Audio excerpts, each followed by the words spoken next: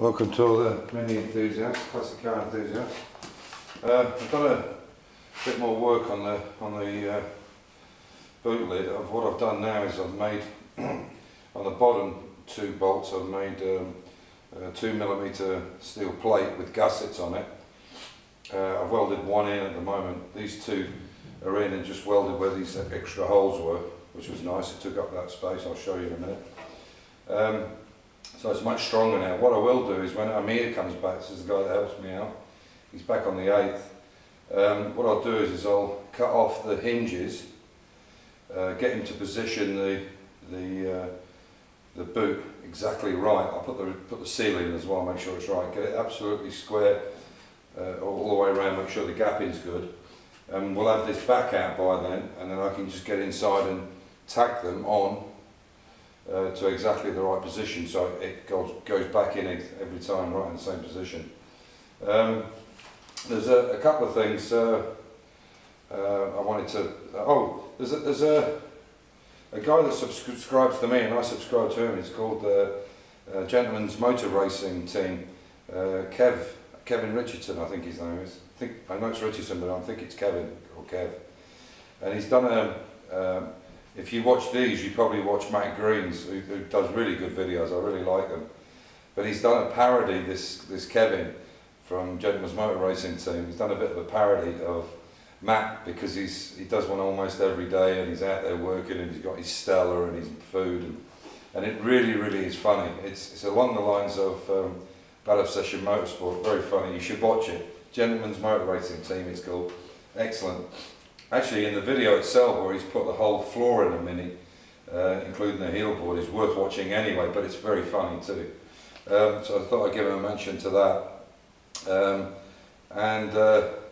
Yeah, what I've done is I've got 2mm plate in the bottom. I was actually looking for some more, because what I did was, when Glenn was here, the guy that came to learn some welding, I got a bunch of offcuts. It was stuff that was lying on the floor from a guillotine, and the guy just gave it me anyway. So he could work on the 2mm first, so he didn't burn through it and get some confidence. And then we went to the 1mm and 0.8, so he could get used to it. And so I thought it was going to be a bit short. As it turned out, I was okay. But if you're watching, Glenn, thank you for welding my your test welds to my rack. It's I know it wasn't intentional, but what's happened is you didn't actually weld it to the rack. The penetration's so good on all these welds that you've done that it's actually attached to the rack, and I can't get it off. So I'll have to cut it off. So thanks for that, Glenn. At least you know your welding's good. Okay, the last thing is a guy called Erwin sent me from Holland sent me a picture of somebody that had done a Mini, and what they've done is I hope you can see that. I'll come behind the camera so you can see it. I hope you can see that. The guy's put an extension. I know it doesn't look like it, but they put an extension boot onto a Mini. It looks bloody awful, but very funny. It's obviously a very old one, like I said, Austin 7.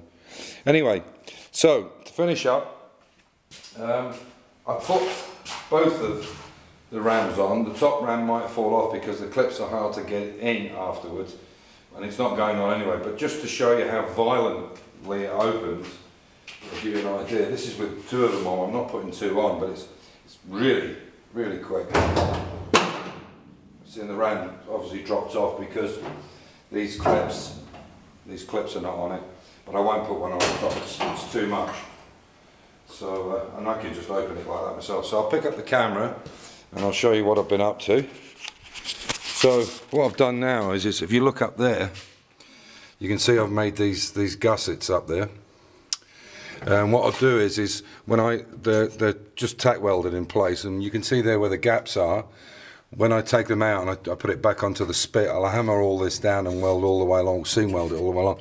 I cut it out there, but I'll bend it like this one is and knock it down, and the one on the bottom here I've just welded that. In fact it's still hot. I just welded that one in, and then what I'll do is I'll have to cut this gusset off. I realised that, but I didn't want to go cutting it until I'd finished it. So what I'll do is I'll cut that gusset out, and then I'll heat this and just bend this down into here to give it some strength, because it's right on the edge of that wheel well, and you can see the other one over there has got to be done yet. So what I did basically make 4 gussets for it, so there's strength in it, as you can see up there, and that'll do the job. So that's what I've been up to today. And here what I did was I actually put a dolly and a hammer in, and then got it so it sits lower there. It doesn't matter, there's a shelf to go on it anyway.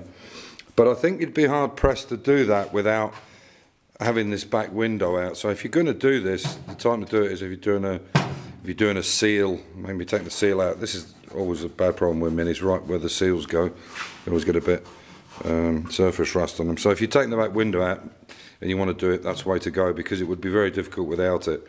But it can be done without that back piece out, but obviously we're taking it out anyway, so it'll be easy. We just crawl in the back and do it.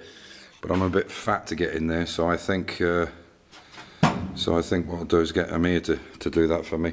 And then what we'll do is we'll tack this in place, undo the bolts, weld it all the way around, and as I say, I'll stitch weld a frame into this so it's all pucker, and then when it goes back it should be spot on.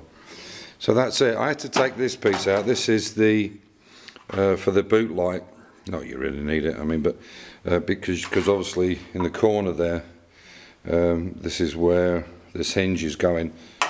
Obviously that would have fitted in like that. Anyway, that's my phone going, so I'll say good night and catch you probably Monday. Bye, take care, bye bye for now.